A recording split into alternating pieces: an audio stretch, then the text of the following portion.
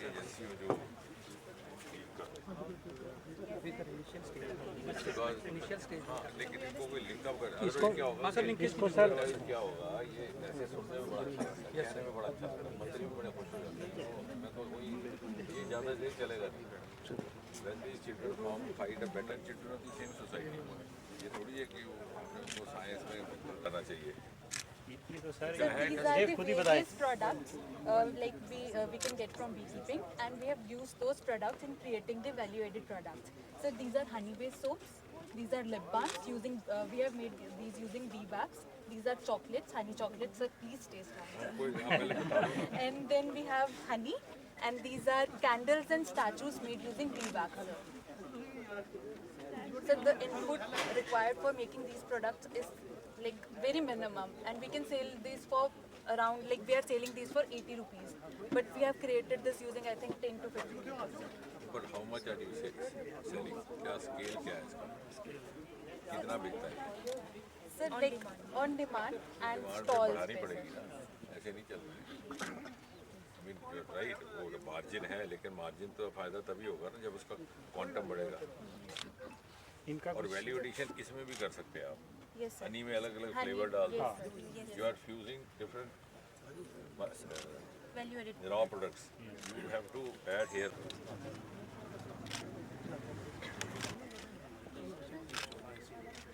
Hydroponic की technology जो farming level पे है, ऑटो प्रोडक्शन, वेजिटेबल प्रोडक्शन और लीफी वेजिटेबल प्रोडक्शन, और इसका काफ़ी अच्छा रिस्पॉन्स है। एचडीपी के अंदर उगाने काफ़ी अच्छे फार्मर को एंटरप्रेन्योरशिप लेवल पे 20 लाख रुपये की शेल्टर बना के उनके अंदर इंडोर फार्मिंग और उसमें अच्छे पैसा वो हल्दी का जो कावा से डिप वाला, एंड दिस इज हल्दी का जैम, फोन नीचे रखो थोड़ा। This is mean open market में भी आ गए। सर ये हमारी स्टार्टअप अभी आइडेंटिफाई हो गई है गवर्नमेंट ऑफ इंडिया की इनको तरफ थोड़ा से। सा अब इनको नेशनल रिकॉग्निशन मिली है, तो ये डिफरेंट प्रोडक्ट्स नहीं, मैं तो अगर आप बना के दोगी तभी गर्म पानी में गर्म पानी में डिप नजर जैसे डिप गर्म पानी कहाँ से लाऊं? वही आप बना के देना, मैं आपसे नहीं लूँगा। अब रख- सेंटा के सेमिनर्स जो क्वालिटी सीडलिंग है वो मतलब बनाई जाती है। इनको भी आप चूँकि आप CSIR से कर रहे हैं कोलैबोरेट भी, तो CSIR के ही थोड़ा वाइडर कोलैबोरेशन बच्चों को आप वहाँ भेजा जाए जो इनका चंडीगढ़ में है सर माइक्रोबियल टेक्नोलॉजी, वहाँ से इसको वो मॉडिफाई कर सकते हैं genetically with not much of difficulty also. थोड़ा सा इनको एक्सपोजर थोड़ा सा और दीजिए। यूनिवर्सिटी की तरफ से बड़ा भी आइडिया आया था। वही ना, बड़ा अच्छा हमने अभी तक अच्छी इनको बात है। भेज अब कर इनको रहे थे। लेकिन इनके सर, मैं- पैशन है ना, ये मीडियम सर मैं वगैरह पहले सारा हमारा छत ही पे ब्रेन चाइल्ड स्टार्ट है। किया था ये बिल्कुल कंसेप्ट। बहुत अच्छा है, क्योंकि इसको पैशन है, इसको थोड़ा सा और ये कर सकता है, इसको डबल भी कर सकता है, इसको 45 भी कर सकता है, कोई ज़्यादा नहीं है। वहाँ जाकर के थोड़ा सा यहाँ चूँकि उस तरह का तो आप चूँकि CSIR के साथ ये हैं, तो हर तरह का इंस्टीट्यूट सर, हिंदुस्तान में, और इसमें- ये चंडीगढ़ में दूर भी नहीं है। यूनिवर्सिटी और इंक्यूबेशन कैसे आप इसको आप 90 तक कर दिया हमने सर, 90,000। और सर प्लस पॉइंट है, सब ने एम्प्लॉयमेंट जनरेशन की है। इनकम जनरेशन तो है ही है, सर एम्प्लॉयमेंट जनरेशन सबकी हो सर रही मैं है। कठुआ से आप जब आउटलेट बनाओगे ना, मैंने एक बार यहाँ से ले गया था, वो बच्चे फिर फॉलो नहीं करते। मैंने बैम्बू का ऑर्केस्ट्रा बनवाया था, उसमें डोगरी की, वो पता नहीं कहाँ गए वो बच्चे, उनको कोई 15-20 दिन वहाँ सैर भी करवाई। गुवाहाटी और शिलोंग के बीच में हमारा centre, that is the biggest centre, that is called, पहले कहते थे तो केन एंड बैम्बू सेंटर, अब उसका नाम बदला है कुछ, नॉर्थ ईस्ट सेंटर फॉर, उसमें ये सारा काम होता है। तो वहाँ उनको ले गए थे, तो ऑर्केस्ट्रा के इंस्ट्रूमेंट्स भी बैम्बू के बनाए, और वो डोगरी गानों पे उसको चला रहे थे। तो अगर आपको देखिए, वो मार्केटिंग की भी तो टेक्निक है ना, ये क्या टेक्निक बनाने की, फिर मार्केट कैसे करना, तो वो उस तरह का। सर ये मतलब कठुआ वैसे जैसे ट्राई मैं टू फाइंड आउट, वो आपके वो थे मेरे ख्याल से डायरेक्ट।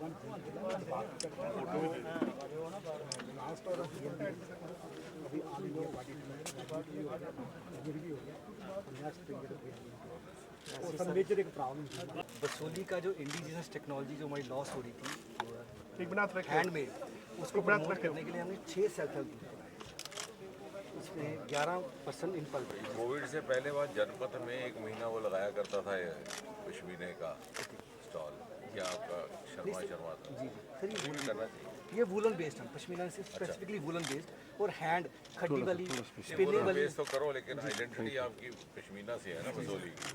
आपका वुलन लेने के बजाय वो दूसरा वुलन लेगा। जी जी, पर हम सोच क्या रहे है थे कि या तो you have to Excel.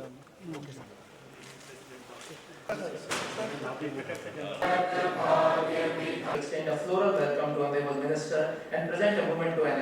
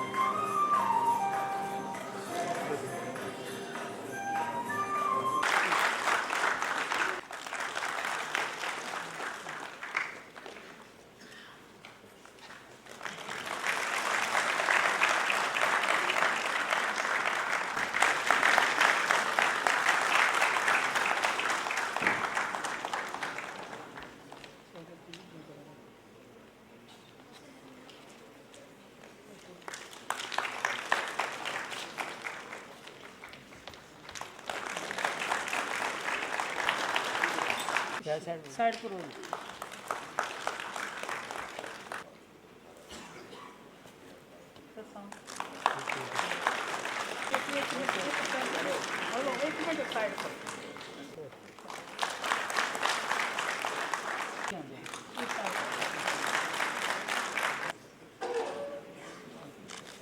of State, independent charge of the Ministry of Science and Technology, Arts Sciences, NYSC Prime Minister Office, and Ministry of Personal Grants and Pension, Department of Atomic Energy, and Department of Space, and Chief Guest of the today's function. Professor K.S. Chandrasekhar, Honorable Vice Chancellor of Western University of Jammu, and guest of honor of today's function. Professor S.L. Mehta, former President Society of Plant Biochemistry and Biotechnology, New Delhi, and he has been a former PhD in Cultural Education at ICAR and former Honorable Vice Chancellor of MPUAT, Udaipur. Professor T.R. Sachdev, and he has given us an account. Chandrasekhar, Honorable Vice Chancellor of Western University, Professor T.R. Sharma, for invitation to talk. Friends, this conference, or see rather the fusion of traditional knowledge and modern science, and that is very unique for this country. Our traditional wisdom is something, it is unparalleled. No, they know nothing except China what the traditional wisdom and knowledge, and how this traditional knowledge and wisdom is being fused.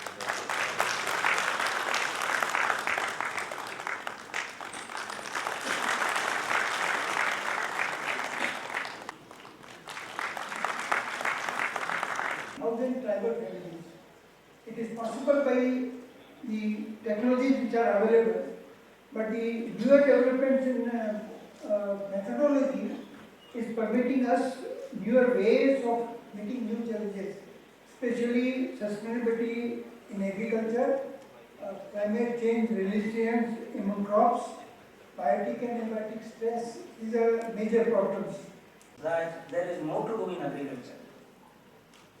In fact, not many private universities are coming forward to set up agriculture universities. One thing I found was that when D.V. Patil University set up its first private university in Maharashtra, in agricultural technology, which is absolutely on the agricultural platform, they have taken off very well, which became a breather for rest of the institutions to take up this venture, because Government alone cannot run these universities. It is important that the private sector also takes up this mandate and start working on it. Now, sir, thank you, sir.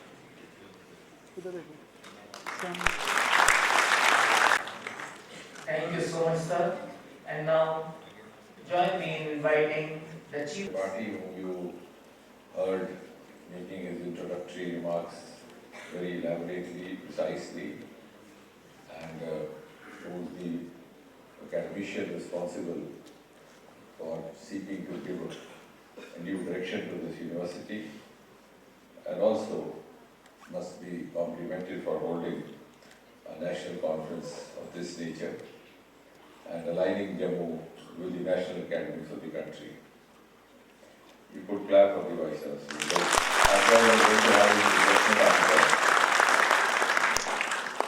The guest of honor, Professor Chandrasekhar, who is also the Vice Chancellor of the Cluster University, former President Society of Plant Biochemistry and Biotechnology, Dr. S.L. Mehta, President Society for Plant Biochemistry and Biotechnology, Dr. T.R. Sharma, Professor R.K. Salhotra. At the outset, I have to compliment the President of the Society and the Vice Chancellor of SUCAST for hosting this year's National Conference on the emerging innovations in biochemistry and biotechnology in the agriculture sector. United Kingdom, before Americans took over somewhere in 1960s, 70s. And New England Journal of Medicine and British Medical Journal, the oldest journals in the world. And that would not publish a paper by lobbying. They have their own validation process. They have actually validated archive. And therefore, and now you could also closely align with BIRAC, because that will help you in industry linkage. Because as was being rightly mentioned, I think now by Dr. Chandrasekhar also, Dr. Mehta also, that it's equally important to sustain the startup, and you can't sustain without industry. You allow the industry to do mapping, that's what we are doing. Why we all our success stories are because we are not shy of sitting with the businessman. बहुत लगता है मैं तो बुद्धिजीवी हूँ, मैं व्यापारी के साथ क्या करूँ? The point is, you will not be able to sustain. Let them do the map. Let them do the mapping. What is their requirement? We do the research and trial on that, and let them also spend right from the beginning. Knowledge partnering concept doesn't happen in India. That is Western concept. They have official knowledge partners. They sign agreements. Over here, that doesn't, because India में knowledge free मिलता है. आप कहीं रेलगाड़ी में बैठ जाइए तो 4 आदमी आपको टोकरी के बारे में समझा देंगे, 2 चदरार के बारे में. That is, यहाँ only money has the value. So make the industry invest. And we have started to try to encourage equal investment by the industry, and then they own up. So that रही है. आज इसका उद्घाटन सत्र था और इसका एक बहुत बड़ा महत्व ये भी है, जो शायद इस क्षेत्र में अभी इसका इतना प्रचार प्रसार नहीं हो पाया, कि दुनिया भर में अर्थशास्त्रों का ये मत है कि आने वाले समय में जो हमारी अगली इंडस्ट्रियल क्रांति रहेगी, नेक्स्ट इंडस्ट्रियल रेवोल्यूशन रहेगी, वो बायो इकोनॉमी ड्रिवन रहेगी. जिस प्रकार से कि 1990 के दशक में IT ड्रिवन इंडस्ट्रियल रेवोल्यूशन थी, recycling processes, and economy will see a paradigm shift from manufacturing to recycling processes to gene processes. चाहे वो प्लांट प्रोडक्ट्स को लेकर के हो, चाहे वो ह्यूमन डिजीज़ को लेकर के हो. और उस दिशा में आज जम्मू में भी इस प्रकार की गोष्ठी की जा रही है. ये देख करके बड़ा संतोष भी होता है. और मोदी जी के आने के बाद इस क्षेत्र को जो बढ़ावा मिला है, जो शायद पहले ना था. सन 2014 से पहले बहुत सारे आम लोगों में ये भी जानकारी ना थी कि बायोटेक्नोलॉजी का विषय या सब्जेक्ट किस शोबे से डील करता है. हमारी बायो इकॉनमी मात्र $10 बिलियन हुआ करती थी, आज बढ़कर के 130-140 बिलियन $, हो गई. आने वाले कुछ ही महीनों सालों में वो $300 बिलियन तक पहुंच जाएगी.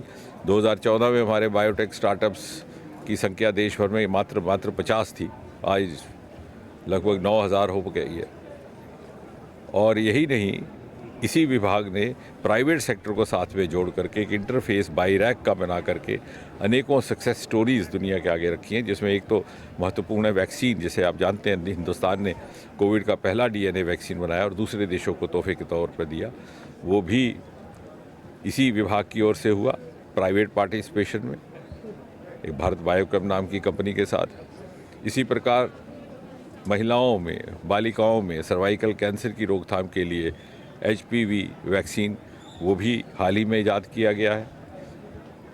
और पहली बार हिंदुस्तान में इंडिजिनसली डेवलप्ड एंटीबायोटिक नेफिथ्रोमाइसिन, क्योंकि पहले जितनी भी एंटीबायोटिक्स आया करती थी इस देश में 1940 के दशक से, पेनिसिलिन से लेकर के जो अलेक्जेंडर फ्लेमिंग ने ईजाद की थी, वो उनके सबके सॉल्ट बाहर डेवलप हुआ करते थे, केवल मैन्युफैक्चरिंग मार्केटिंग यहाँ होती थी। ये नेफिथ्रोमाइसिन जो कि रेजिस्टेंट रेस्पिरेटरी इन्फेक्शंस में काम आती है, पूरी तरह हिंदुस्तान में डेवलप की गई, बायोटेक्नोलॉजी डिपार्टमेंट ने डेवलप किया और उसके clinical trial Christian medical college Vellore में हुए। इसी प्रकार प्लांट बायोलॉजी को लेकर के हमने हाल ही में बायोटेक्नोलॉजी विभाग ने स्पेस के साथ भी एक MOU किया, क्योंकि आने वाले समय में हमें स्पेस फिजिशियंस की आवश्यकता रहेगी।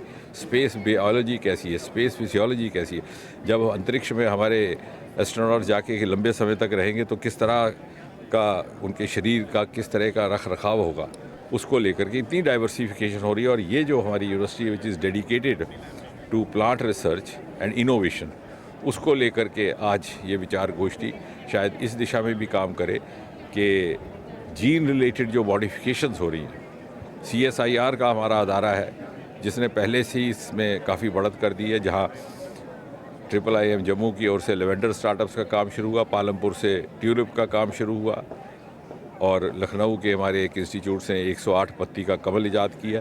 तो हम जीन प्रोसेसेस में, और एक हमारे स्टार्टअप्स ने एनिमल फ्री मिल्क भी शुरू कर दिया, और उसी कामकाज में हमें सहयोग देने का सरमाया और उसकी क्षमता स्कॉस्ट जम्मू में है, जिसको शायद पहले पूरी तरह से एक्सप्लॉयट नहीं किया गया। मुझे विश्वास है कि प्रोफेसर त्रिपाठी जी के नेतृत्व में ये भारत की मुख्य धारा बन करके आने वाले समय में 2047 के भारत के निर्माण में जो वैल्यू एडिशन होने वाली है भारत की अर्थव्यवस्था में, उसमें एक प्रमुख भूमिका निभाने में सफल रहेंगी। देखिए, आज हमारा जो ये सम्मेलन हो रहा है सोसाइटी फॉर बायोकेमिस्ट्री और बायोटेक्नोलॉजी का है, बहुत बड़ी कॉन्फ्रेंस है। इसमें पूरा देश से लगभग 250 लोगों के आसपास यहाँ डेलीगेट्स आए हुए हैं, बहुत सारे स्टेट से आए हुए हैं, और ये अगले 2 दिनों में ये मंथन करेंगे कि बायोटेक्नोलॉजी को हम किस तरह से इस स्तर पर ले जाएँ कि वर्ल्ड के पैरेलल हो और हमारे इकोनॉमी में बायो इकोनॉमी एक ग्रोथ का इंजन साबित हो सके। जैसा कि कुछ अगर हम डेटा दें तो आपको पता है कि हमारे 2013-14 के आसपास हमारे पास सिर्फ जो है 300 के आसपास जो बायोटेक्नोलॉजी के स्टार्टअप थे, और आज की डेट में हमारे पास जो है 9000 ज़्यादा से बायोटेक्नोलॉजी के स्टार्टअप हैं।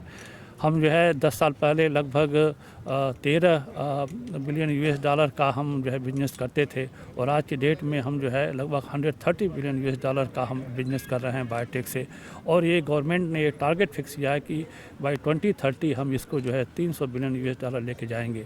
और बायोटेक्नोलॉजी एक बिल्कुल जो है देश का जो बायो इकोनॉमी है, जिसमें कि एनवायरनमेंट है और जिसमें कि एम्प्लॉयमेंट है, उसका पूरा लैंडस्केप चेंज करने जा रहा है। तो इन्हीं बातों पर आज हमारे जितने भी डेलीगेट्स बाहर से आए हुए हैं, बड़े बड़े साइंटिस्ट यहाँ पर आए हुए हैं, और उसमें मतलब अपनी बातें में डिस्कशन करेंगे। और इस कॉन्फ्रेंस को उद्घाटन करने के लिए माननीय मंत्री ji, union minister doctor Jitendra Singh आ रहे हैं, अभी थोड़ी देर में पहुँचने वाले हैं। और उनका भी भाषण जब होता है तो ये बहुत ही अच्छा लगता है उनको सुनना। एक साइंस के आदमी भी हैं, और जिस तरह से उन्होंने साइंस लेड डेवलपमेंट का जो ये बीड़ा उठाया है पिछले 10 सालों में, सचमुच जो है भारत का जो है साइंस टेक्नोलॉजी लैंडस्केप चेंज हो गया है, और उसको हम और आगे बढ़ाना चाह रहे हैं। Thank you.